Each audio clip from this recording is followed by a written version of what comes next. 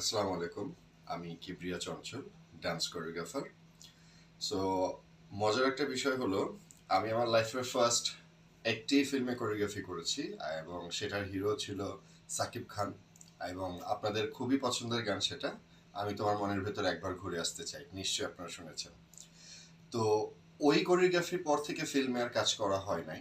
But Shakib Khan এত বড় একজন সুপারস্টার বাংলাদেশের, তার ভক্তরা এত চমৎকারভাবে একটি কাজ করতে যাচ্ছে যেটা খুব আহ, শীঘ্রই আপনারা দেখতে পারবেন।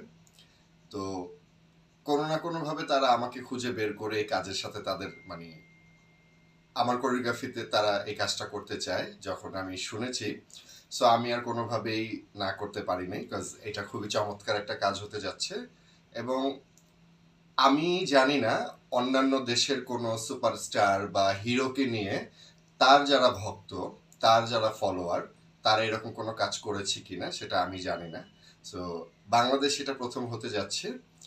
সো অনিক সহ বাকি সব সাকিবিয়ানদের জন্য আমার তরফ থেকে অনেক শুভকামনা, অনেক শুভেচ্ছা।